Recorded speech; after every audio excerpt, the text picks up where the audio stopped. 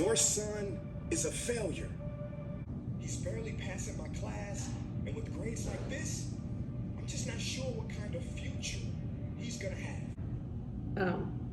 I don't think any teacher would call a student a failure. I hope no one would. That seems shocking to me. I can't imagine any teacher saying that. No teacher would ever say your son is a failure to a parent. I know that.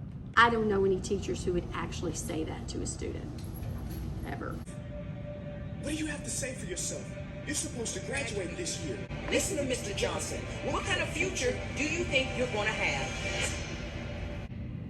With all due respect, don't call me a failure. Failure is an event, not a person, in fact. And you talk about the future, Mr. Johnson, but you're not preparing us for that. Excuse me? Just listen. Yeah, that's always a painful thing to hear kids say. And I don't know what he's gonna say, but a lot of times we are preparing kids for their future. They just don't even know enough to recognize that we are. But let's see what he says. You know what I'm saying? This should be good. Would you agree that in the future, most careers will become automated? Yeah, so? So the people who succeed will have to be curious, innovative, with resilience to adapt to new changes.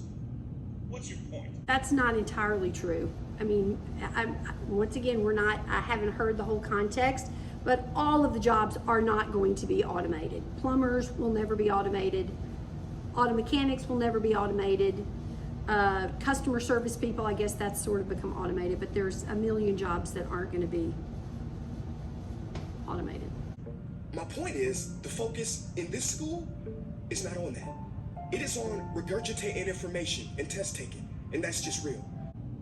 So I like how confident the student is, and I would say in student meetings I don't see a lot of that. I wish I saw more of that. And I think what he's saying has some merit. Definitely our school system could be more updated to think about current situations. But I do disagree that our school system, at least the part that I'm involved in, is about regurgitating facts. Most of my work is about teaching students to make their own arguments with their own ideas and not regurgitating something memorized. But I can definitely see that that can be boring. But in today's world, creativity is the most important leadership skill. Oh, that's how you feel. You don't have to believe me, but maybe you will believe the 1,500 executives who recently said creativity is the most important leadership skill. See, pretty soon, no one will be hired because of what they know. Because who cares what you know? Okay, now, no one's going to be hired for what they know is a ridiculous statement, because people are going to continue forever to be hired for what they know, or else you wouldn't hire people if they didn't know. Or if you memorize the fact, we've got Google and Siri for that. In the future, people will be hired because of what they can do with their knowledge. Can they creatively solve real-world problems, not just follow instructions or directions and bubble in multiple choice questions? We're not doing all multiple choice, hardly at all. I give my students one multiple choice test the whole entire year.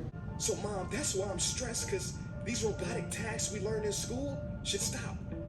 Because no one can do a robot's job better than a robot. Billionaire founder of Alibaba, Jack Ma, said that we should not compete with artificial intelligence, but instead focus on developing unique human intelligence. Artificial intelligence kind of freaks me out.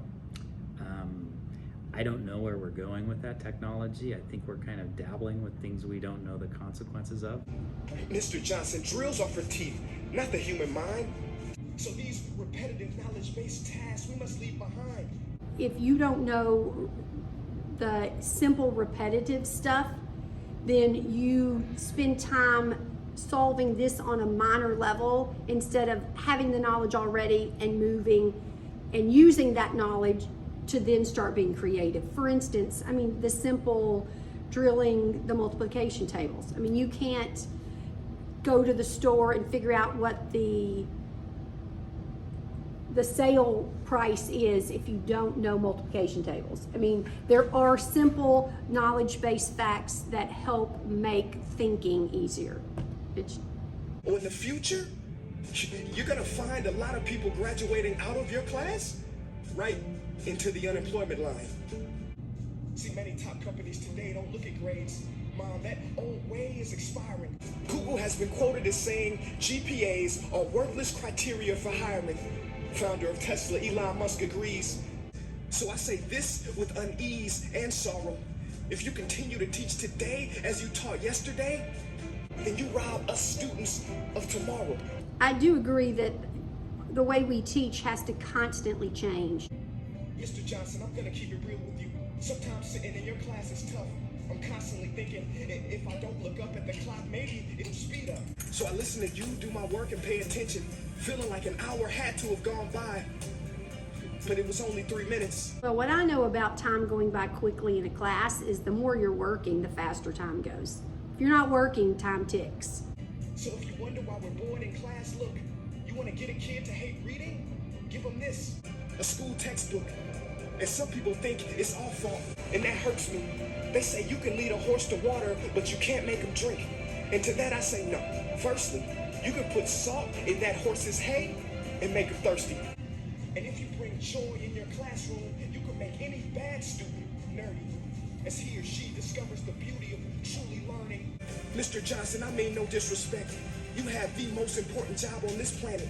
You build, create, and save lives. But if you really care about my future, like you say, then you have to fully commit and ask yourself honestly, how do I prepare a child for a future that doesn't yet exist? Why do we have 5 days of hour-long classes every week? Why can't one of those days be a project day? Here's a hint. The answer is not found in this. It's using this and this. See, in the future, we will need more passion and compassion. People with inspired hearts and wisdom to uplift this planet. And Mom, I love you. That's true, compassion and passion, but you still got to have knowledge to solve the world's problems. I mean, compassion doesn't get you everywhere you need it to go. But can I be real? Go ahead. You want to know one of the biggest factors for childhood success? It's not IQ. It's family meals. And we haven't had one of those in a while. See, I know sometimes you don't feel proud because I may not be a straight A student, but I'm not stupid. These tests may be 70% of my grade, but they're 0% of my future. But don't worry. I mean, a test is 0% of your future. I mean, a lot of your future is doing well on tough things that you don't want to do. I mean, life is full of things you don't want to do that you might not even see the benefit in, but trying to excel and be the best you can be even in a job you don't want to do is important. So how you treat a test does say everything about how you might be successful in the future. Whether taking that test with integrity is all you did, the integrity it takes to be a great citizen, you show that on a test. I'll pass this class and get through this, but I need you to give me the space I need to be me and live true. Because the best feeling in the world is that your own parents get you.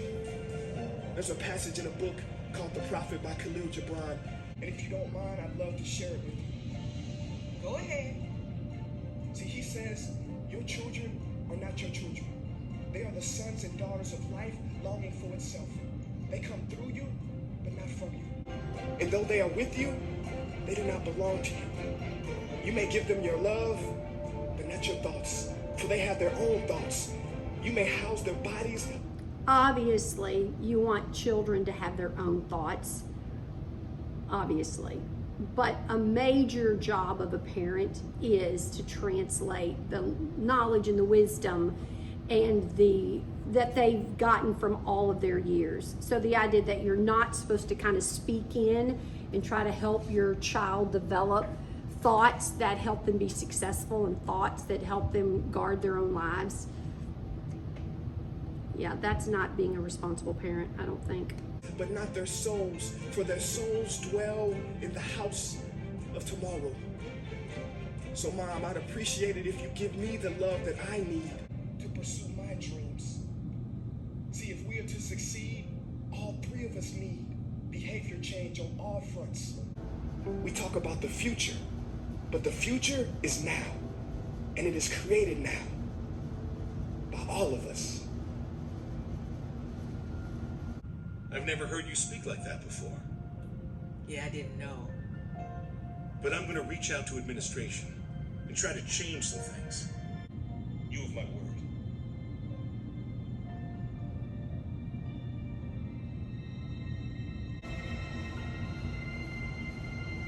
Yeah, I do always like that Prince, I don't remember his whole name.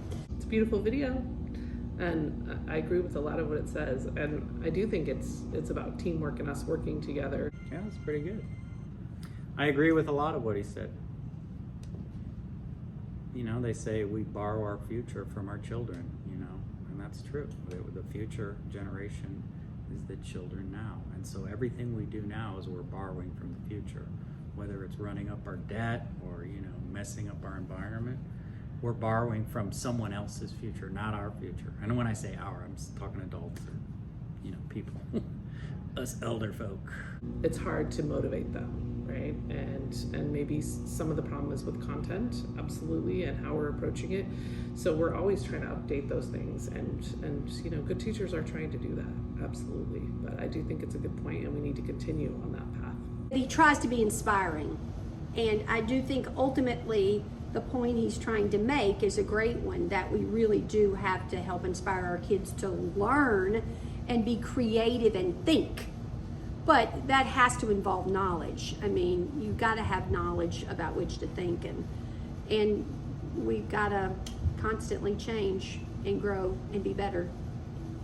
So I do think student performance is not just about what the student does. It is about teachers, it's about the support staff here, it's about what this place is like, and I do think it's also about what's going on at home and the respect and support they feel in both of those places, right?